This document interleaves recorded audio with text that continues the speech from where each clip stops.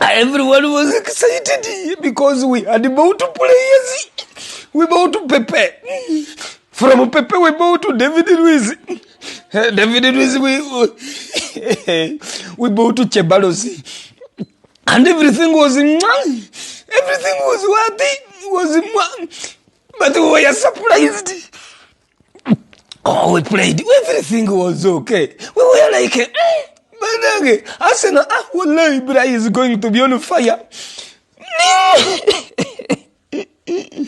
Everything was okay. We were like, oh my God, what is going to happen? Arsenal is going to take Champions League. It is going to take Spanish Liga. It is going to take Premier League. It is going to take FA Cup. We were excited.